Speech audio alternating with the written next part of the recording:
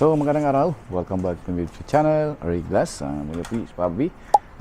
Bumabati na magandang araw at mag-aanyaya uli nasamahan sa panibagong vlog natin. Sa likuran ko, ongoing assemble namin ng sliding door. Kasama ko pala dito si Rini at si Mon, Ren. Hi ka naman, Ren. Mon, hi ka naman. Si Mon, binata yan. Medyo pihikan lang. So, mga interesado sa ganitong tropang topic, muli po samahan si Papa B sa kabuuan ng ating vlog. Papakita natin dito paano ba kinakabit ito, so, step by step, at the same time ano ba yung mga clearances, ano ba yung ginamit ng material. So itakal natin lahat dito. So, pero bago tayo magsimula katropa, patuloy sa ating video. Kung ngayon lang kayo nagawa sa aking channel, huwag niyo makalimutan mag-like, share at subscribe sa ating YouTube channel, Ari Glass. And then kung nakita niyo yung bell, pakipindot na rin katropa para sa mga susunod na update. Isa kayo sa unang manonotify at makakapanood ng press na ating video. So let's go, punta natin. Tuloy lang, para Kwan, kasama sa pupugi, yan. Oh no! So may mga kasama kasi kami rito. Ayan, si Kuya Dumaan. Yo, shout out dyan sa Bicol, sa Dalaga. Ayun. So kasama namin yan dito sa ginagawa. So ito pa ang ginagawa namin ay Series 798 ito. Pero 3 track siya ang ginamit natin. So 4 panels, powder coated white. So pag 3 tracks kasi ang ginagawa natin ay yung screen, yung panel screen pan 900 series. Kung tawagin namin yan, 900 series interlocker. Ayan. 900 series security screen interlocker. So yan nakikita nyo, binubuhat nila. Yan yung pinakang panel, glass panel. So meron yan na dito kasi peaks. Peaks dito. Ayan. Peaks dito. So dito nag-operable. So yan yung dalawang magiting. Yung gumagawa. So kadalasan pag itong assemble natin, ang inuuna kasi yung talagang doon sa peaks. Yan. Pero yung peaks kasi nito, kung mapansin mo, meron din dinalagyan din namin ng panel. Kasi ang purpose namin yan, para pag nag-align, pinipihit mas madali. So yan. Yan si Kuya, kasama namin yan sa lugar dito. Ayan. So ito yung sinasabi kong, yan kasing linalagay na, yung una linalagay namin ay fixed panel yan. Yan, yung ginagawa ni Rene. So, kadalasan, pwede naman kasing hindi lagyan ng gulong kasi fixed, pero sa amin kasi, linalagyan namin ng panel roller pa rin. Kasi pag nag-align, mas madali. Ipitin mo. Ayan. So, may stopper kami linalagay dyan. So, ito yung pangalawa. Lagay na rin ni Mon. Ayan. Nice! Same yan, no? Na-adjust din. Yan. So, pag sinabi kasing 3 tracks, ikuha lang natin, hindi pa kabisado sa 3 tracks na sinasabi. Ito nakita nyo ay 798 series ito, pero 3 tracks. Kaya pag sinabi 3 tracks, tatlo yung release niya. 1, 2, and 3. Itong dalawang to, ito yung para sa panel. Yung pangatlo, ito yung sa screen. Yan, no? Kadalasan pag 2 tracks kasi itong edge ang linalagyan. Ito may individual siya. May sariling release yung itang ating panel screen. Yan.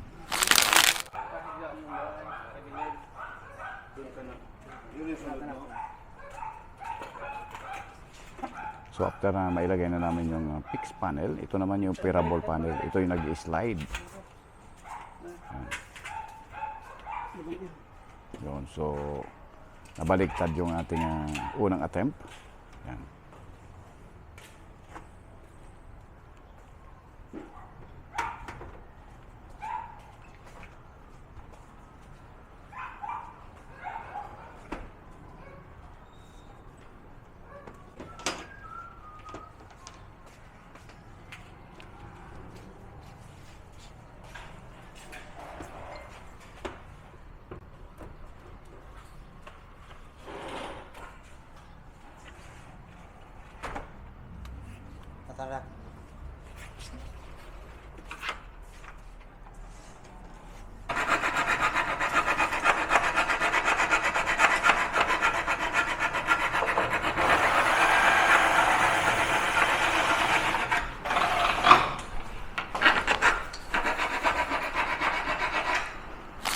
after na ilagay na namin, so kailangan namin i-fix. So meron kaming special na stopper dyan. Ayan.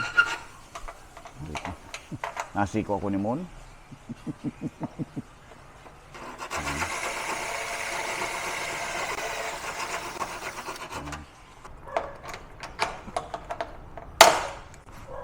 Ito yung so magkabilaan yan. Yan. So kalalagyan pa rin namin taas sa top button yan. Yan. Ito yung doon sa bandang sail. Yan. Yan lalagyan natin. Kung gusto nyo, isa yan angle bar na hiniwa namin yung gitna para mailagay dyan sa release. Yan. So lalagyan pa namin yan dito. Lalagay pa rin kami dito sa header. Yan.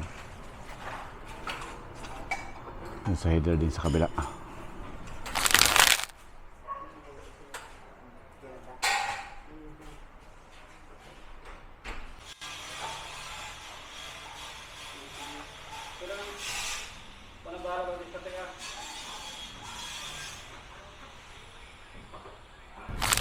After na kasi mailagay na lang yung panel, pati yung task lock.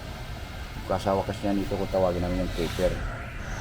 So much better kasi kung ito ay may align talaga.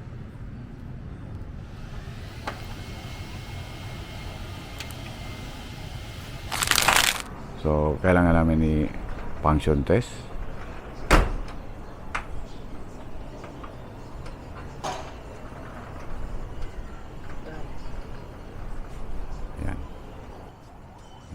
So yan kasing nakikita nyo, parang ino-open konti kasi yan yung astragal. So 0-0 talaga yung ating clearance yan. So pag nag-join together yung parehas operable na panel, so ang tendency talagang parang ipit na ipit. So yung user minsan nahihirapan bukas, lalo na kung child lang or medyo senior citizen yan.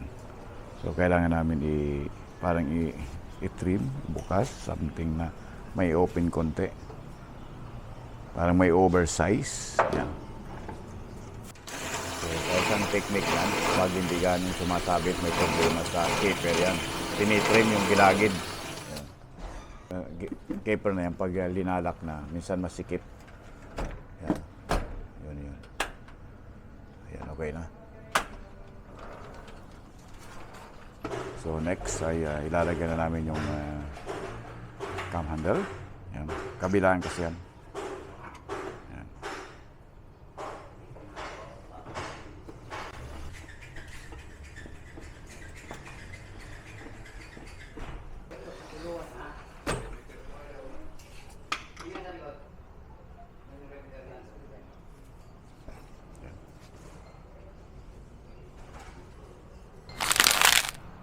So ito na, i-try lang natin i-function test yung ating sliding door. So ito yung pinakang panel niya. Yung gitna kasi ito yung operable. Yan, pero nasa labas siya. And then ito naman yung nasa loob, itong screen, ito yung nasa loob. Yan. Ito yung nasa loob. So minsan tinatanong ba't yung screen natin nasa loob? Kasi pag ito linagay mo sa labas, ibig sabihin kung balik ta rin itong screen saka itong sliding magtatama, so masikip itong panel na ito saka ito magdidikit yan kung babalik ta rin mo yung fix. So mas better yung sliding ay nasa labas kasi itong screen saka itong operable may distansya, so hindi sila magtataman, hindi magdikit yan. So kailangan mo lang kasing ibalik to para makadiretso. So ito naman yung ating three tracks. Okay, napakita na natin yung function. Doon naman tayo sa mga less katropano. So simulan natin dito sa perimeter. Ulitin natin ulit. Yung perimeter kasi combo siya ng head, seal, saka jam. Yung jam kasi walang list yan. Pero yung head saka seal, ito. Ayan, nag-list tayo yung 1.8. 1.8, pero dito sa panel, yan. Yung lock style sa interlocker, nag-release tayo ng 1 3/4 doon sa opening. Pero dito sa top and bottom, yan, top and bottom, nag-release tayo ng 7 3/4, pero ang kukunin mo doon, ang reference natin doon na sa doon sa sadyam. Pero kung kunin mo yung opening kasi, 8/3/4. Divide 2. Ay, so divide 4. Yun ang sukat nitong panel kasi 4 na panel yan. Kaya dinidivide 4 yan. Kung yung opening, doon sa kukunin mo doon sa may jam, this 7/3/4 and then divide 4. Yan. So dito naman sa screen, yan. Screen ito. So yung opening naman, less 2 yung height. Pero dito naman sa kuha niya, doon naman sa top bottom niya. So yung panel kasi niyan, yung width nito, yung width. So minsan ina-equal doon sa width ng kuha ng glass panel din, less 1. Yun naman yun doon sa top bottom. Kasi may nakapans pa yan doon eh. So kailangan mong mag-less, kung hindi lalaki. Okay, so naglagay din pala tayo dito ng astragal. Ito yung astragal kasi kuha na lang yan. Yan, dagdag na lang to pag double panel.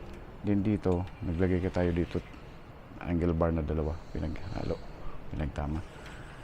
Yan.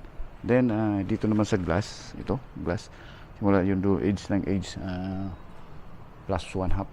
So 1/4 gano'n din sa taas, gano'n sa glass naman. Yan.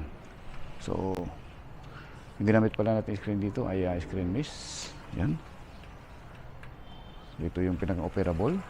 So kung tatanong kayo ba't ang sliding ay operable ay nasa labas, yung screen naman ay nasa loob, dahil kung pagsamahin mo kasi ito, kung baliktarin mo itong dalawang to, magtataman, magsasanggihan. So mas better nasa loob yung fix, nasa labas yung operable, para yung screen nandun magkalayo, hindi magtatamaan.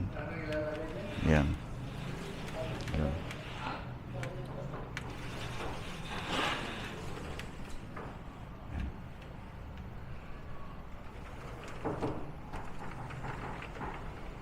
So kung may mga katanungan kayo katapat, pakimiss lang si Pabi sa ating Facebook, sa ating comment section.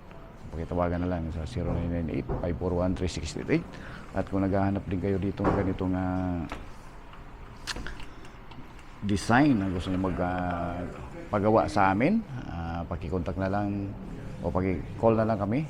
Pwede niyo kaming tawagan sa 0998-541-3688 or 0977-0304 kung may group kayo. At kung landline naman, 0998-541-3688. Pwede kayong tumawag doon, mag-inquire para malaman nyo kung magkano inabot ito. At kung may kung ano pa bang pwedeng maitanong nyo rito, paki-comment na lang. Okay, maraming salamat sa panood. Hanggang sa muli, maraming salamat. Bye-bye.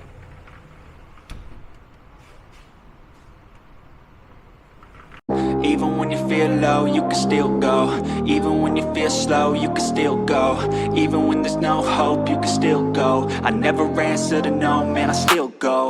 Go, go, go, go, go, go, go, go, go, go, go, go, yo, go, go, go. Hustle hard, hustle every single day.